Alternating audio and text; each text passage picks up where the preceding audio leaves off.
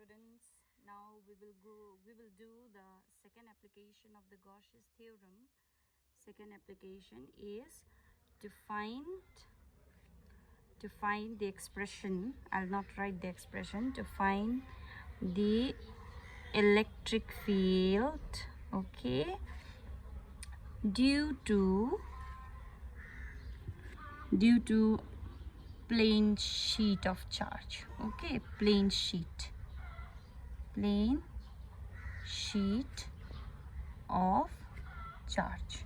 Okay, so let me consider at here.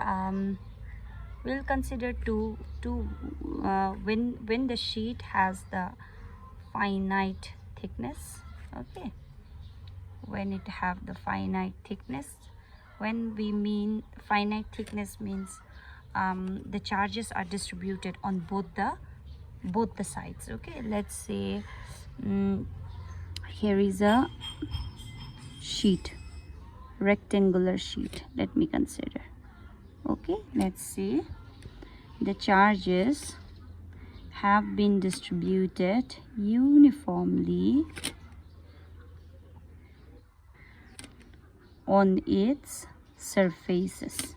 Okay, let me say, I'm assume, let this word we use sigma. Okay, this is sigma. Let sigma, we pronounce it by as sigma. Let sigma be the uniform charge density. Okay, uniform charge density. All right, charge density means what? In unit area, the charge contained is given by sigma. Now it may have some area, right? Then what would be the total charge? The total charge is sigma into the total area of the plane. Okay, now what would be the type of Gaussian surface for it? Again, the same logic. Equidistance from it will have the same electric field on either sides, right? Isn't it? Right. Now equidistance from it, let's say this points. If it is r away, other side also, if it is r away, then the expression of the electric field at this distance on equidistance from the plane would be the same, right? So in this case, actually Gaussian surface making, you need little bit of practice also. In this case, it will be more convenient if we choose the Gaussian surface of this type. Okay,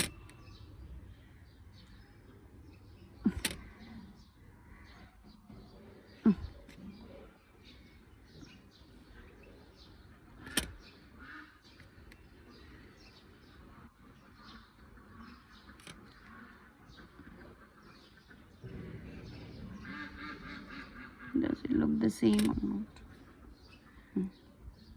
Means the Gaussian surface, if my hand is a plane, then the Gaussian surface is perpendicular to it, passing through it. Okay, this is the Gaussian surface. Okay, oh, badly I'm making, very bad. Okay, this is the Gaussian surface. So let me just point it because you shouldn't be confused. The Gaussian surface is this one. Okay, now some of the considerations I'm making it. Let's say this total area is A. Okay, see, you need to note, let's say cap area, let me call it A. Okay, now then what are the area vectors? Okay, we can have the area vectors at this point. What is the area vector?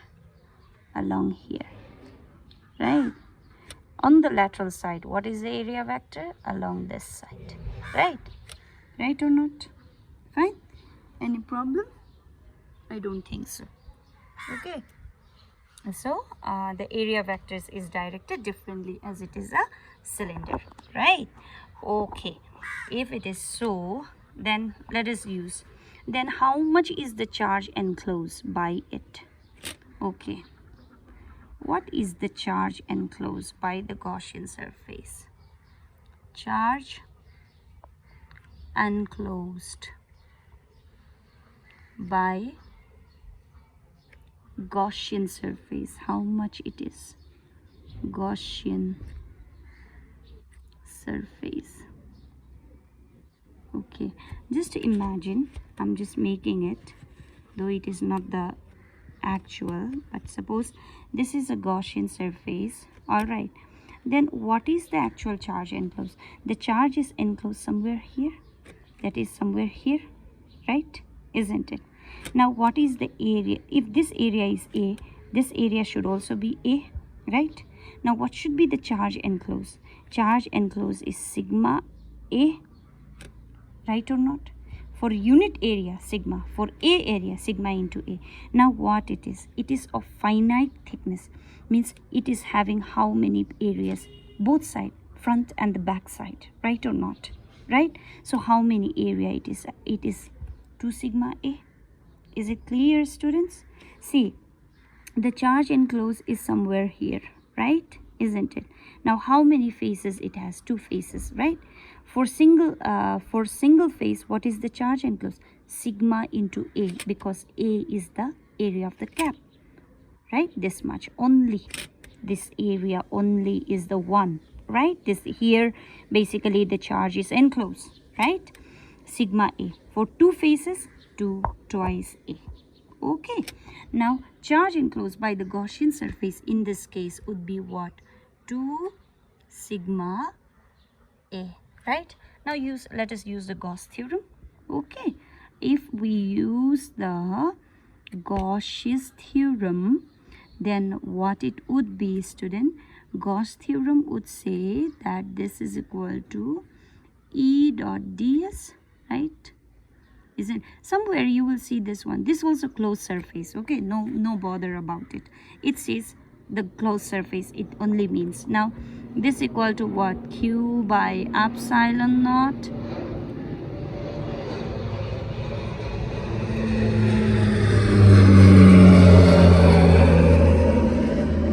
Q is what? Charge enclosed. That is, charge enclosed is what? Sigma A by epsilon naught. This is equal to, now let us do this one. Okay, now again 2 surfaces. One is the lateral surface, so this is what? E dot ds, and another is the cap surface, right? This is what? Cap surface. This is E dot ds, right? Okay, now let's say what is the direction of the electric field? Direction of electric field is outward on both sides, right? The electric field will be out, right? Okay, now for the cap, electric field in the area are same directed, and for the lateral surface, electric field and the lateral surface area, they are 90 degrees to each other. Means what? For the lateral surface, now I will have a little bit of difficulty in writing. I hope you will understand these difficulties. 2 sigma A by epsilon naught is equal to lateral surface. What is the angle? For the lateral surface, the angle is between electric field and this is 90 degree, right? So this will be what? This is E dot d, no, once ds cos of 90 degree. Another is cap. How many caps it has? Cap is here and here. So what? 2 surfaces, right? So this will be what? Twice of what? This is E ds cos of 0 degree. Cos 90, 0. Cos 0 degree, 1. Right? Then, what can we do further? Let me remove it. Okay, then this would be what was it? 2 sigma A by epsilon naught, right? Then cos 90 is 0, so this term will vanish. What would be the remaining? The remaining would be twice, because how many caps are there? 2 are there, right? Twice. Now electric field will take outside. ds area is what? A, right? Cos 0 is 1. So this would be what? 2 electric field on the caps are the same. Then the remaining is ds. Integration of ds is what? It's A, right? So A and A will cancel out, E and E will cancel out. So the expression of electric field due to the plane sheet finite thickness is the charge density by the epsilon times. This is very important for you to note down. Okay, this is A, part A. Now, if it is of infinite thickness, means charge is distributed only on the one side. Let's say if it is infinite thickness, very thin, okay, then what would be the charge enclosed in this area? So this is this one you need to remember. Now I'm going to the another point, which is point number B. This one you can quickly do it. You can even see from the notes also. If it is of infinite thickness, then charge enclosed by the Gaussian surface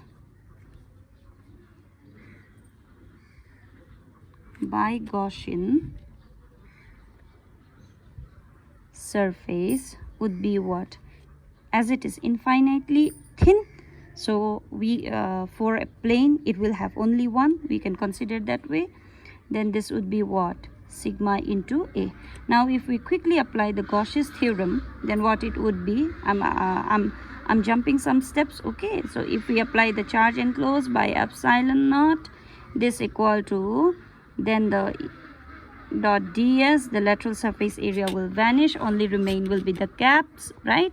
So this would be A by sigma is equal to, the caps will only remain, so EA, right? So area and area will cancel out, hence what? Electric field will be half of that of the previous one. Okay, so due to the finite sheet of charge, okay, as the charges are on the both the side, it is sigma by epsilon. For the infinite sheet of charge, electric field is half of sigma by epsilon naught. Okay, now related to it, let us do one more, which is very, very important for your exam point of view. Okay,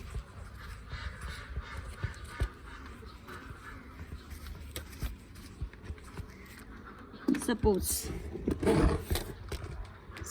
I have two sheets, okay, very, very thin sheets, as it is there in the capacitors. Okay, later on in the next chapter you are going to learn in detail about it. However, let's say suppose there are thin sheets, okay, of